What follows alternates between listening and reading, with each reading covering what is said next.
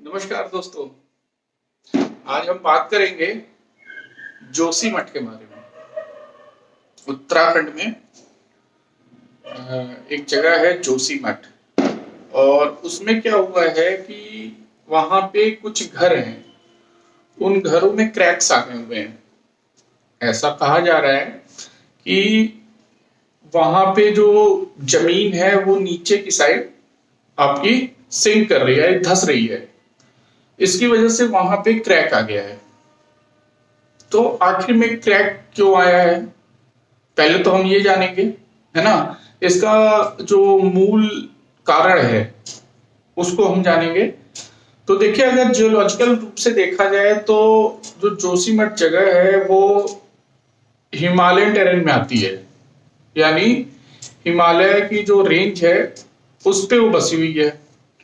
और Himalayan range जो है वो रेजिडेंशियल पर्पस से सुटेबल नहीं है, मतलब वहां पे भारी भरकम आप घर नहीं बना सकते हैं, क्योंकि वो उसका जो जियोलॉजिकल जो एरिया है वो अलाउ नहीं करता है। लेकिन आपको पता है कि हमारे महान महान एक से एक, मतलब क्या कहा जाए मतलब एक, जिसे कहते हैं ना कि बिना सोचे समझे जो है आप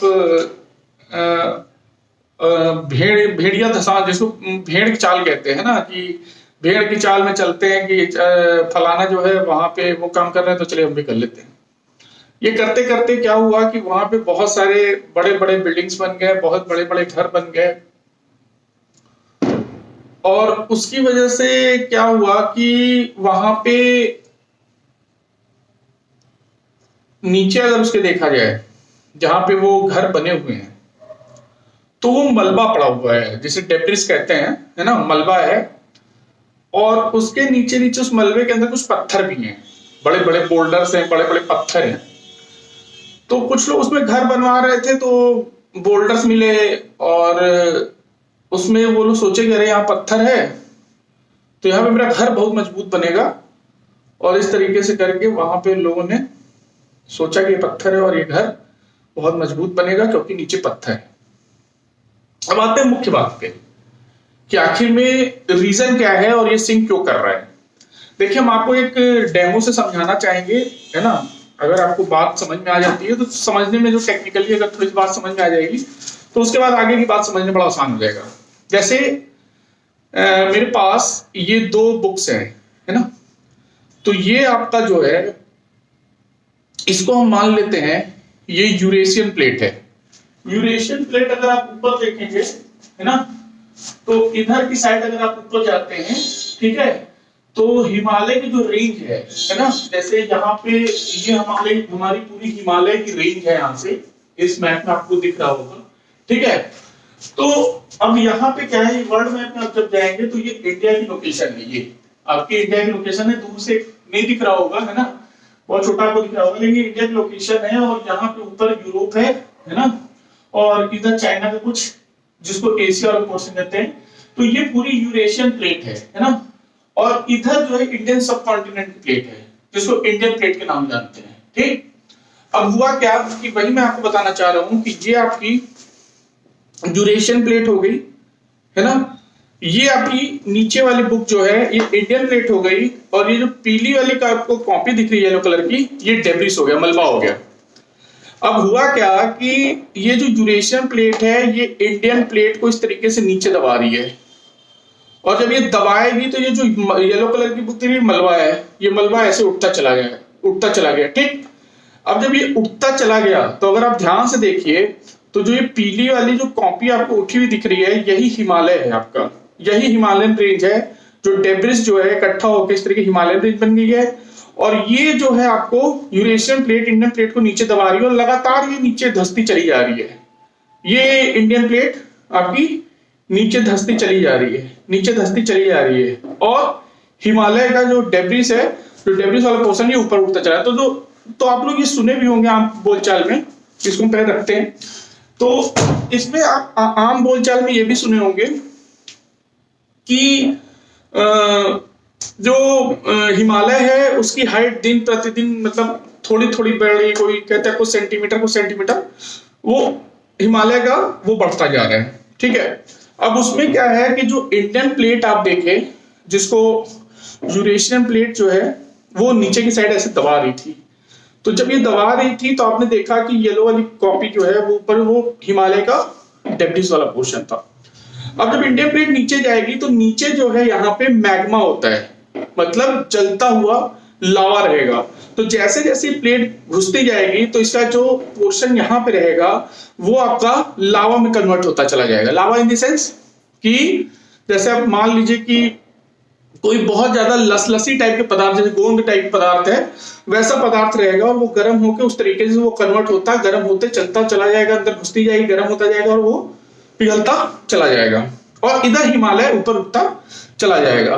अब इसमें क्या दिक्कत है कि जब ये कार्रवाई हो रही, नीचे मैग्मा है, तो यहाँ पे अगर आप बीच में देखेंगे, ये जहां पे इंडियन प्लेट है और जहां पे यूरेशियन प्लेट है, इसके बीच में मेन सेंट्रल थ्रस्ट होता है। वो टेक्निकल टर्म है ज्योग्राफी का, तो वो बहुत डिटेल में अंदर जाएंगे तो, लेकिन आपको समझ में आएगा, मोटा मोटी हमने आपको बता दिया, ठीक।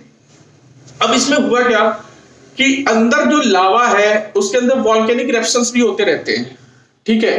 तो उसकी वजह से जो हिमालयन टेरेन, हमारा जो हिमालयन का जो रेंज है वो बहुत ही आपका जो है कैसा है, अनस्टेबल है, ठीक है। तो उसके अंदर आपकी हलचल होती रहती है। तो ये डेब्रिस ही तो है जो हिमालय को ढकेल के जो यूरेशियन प्लेट उठा रही है, तो ये एक तरीके से मलबा ही है। अब इसके अंदर चट्टान भी कुछ रहेंगे, कुछ पत्थर रहेंगे, कुछ बोल्डर्स रहेंगे, बहुत सारी चीजें रहेंगे। अब आप इसको ये समझ बैठिए कि नहीं यहाँ पे पत्थर है और बहुत मजबूत है, तो उसके नीचे आप बेस में देखिए क्या है ना, नीचे तो वो आपका मेन सेंट्रल थ्रस्ट है और मेन बाउंड्री थ्रस्ट है, वो सारी चीजें हैं और अंदर की साइड घुसता चला जा रहा है। तो उसकी वजह से जो हलचल हो रही है, तो उसकी वजह से जमीन जो है आपकी सिंक हो जाती है, कुछ छूट जाती है, भूकंप आता है। तो जब प्लेट लड़ती है तो देखते हैं हिमालय रेंज में बहुत तेज भूकंप भी आता है, ठीक। तो मेन आपको मोटा मोटी कारण ये समझ में आ गया होगा कि आखिर में क्या कारण है कि जो हमारा जोशीमठ का जो पोर्शन है वो क्यों इस तरीके से बड़ी बड़ी दरारें आ गई हैं उसके अंदर। मैं आशा करता हूं कि बात आपको समझ में आ गई होगी, ठीक है। तो ये एक छोटी सी जानकारी थी और बाकी पॉजिटिव रहिए, है ना। पॉजिटिविटी बहुत बड़ी चीज होती है। अगर आप पॉजिटिव रहेंगे तो बहुत ही चीजें पॉजिटिव होती जाती हैं खुद ब खुद, है ना। और पॉजिटिविटी जो है वो किसी से सीखने से नहीं आएगी, वो आपको खुद अंदर ही डेवलप करना पड़ेगा। बात बात में आपको खुद से पॉजिटिविटी खोजनी पड़ेगी। तो इतना नेगेटिव नहीं रहना चाहिए कि गिर जाएगा घर, और मतलब देखिए वो खतरे वाली जगह तो है, वहां पे 849 घर करीब वहां पे खाली कराए गए हैं और उसमें उनकी दीवारों में बड़े बड़े क्रैक्स आ गए हैं, ठीक है। लेकिन ये गलती किसकी है? इसमें कहीं ना कहीं सरकार का भी दोष है, क्योंकि आप जब लोग घर बना रहे थे तो उस टाइम कर क्या रहे थे। और दूसरी बात, जो हिमालय का जो कैपेसिटी है, जो उसकी लोड बेरिंग कैपेसिटी है उस डेब्रिस की, जो मलबे की, वो लोड बेरिंग कैपेसिटी उसकी औकात से कहीं ज्यादा इस टाइम लोड है उसके ऊपर। जैसे आप मसूरी चले जाइए, है ना, और आपका नैनीताल वाला पोर्शन है, उसको लोग बताते हैं कि वो अपने लोड बेरिंग कैपेसिटी जिससे है उससे ज्यादा भार वो झेल रहा है ना। तो बहुत सारी ऐसी जगह है जहां पे लोग पहाड़ पे जाके बस गए, वहां पे लोड इतना ज्यादा हो गया तो वो डेब्रिस जो है नीचे, तो भाई आपको बता ही दिया मैंने क्या है, फॉल्ट है ना, कुछ दोष है। तो उसकी वजह से वो दिक्कत आती रहेगी और ये समस्या हिमालयन टेरेन में कहीं भी आ सकता है, ठीक। तो इस बात को लेकर थोड़ा सा अलर्ट रहने की जरूरत है, पैनिक होने की जरूरत नहीं है और खुद से सचेत रहने की जरूरत है। और सरकारें इस पे पूरी तरीके से ध्यान दें और आगे इस तरीके की गलती ना हो, इसके लिए एक बढ़िया सा कुछ नियम लेके आए। तब तक के लिए इतना ही, आगे कुछ नई बात होगी तो फिर से लेके आएंगे मजेदार। तब तक के लिए जय हिंद।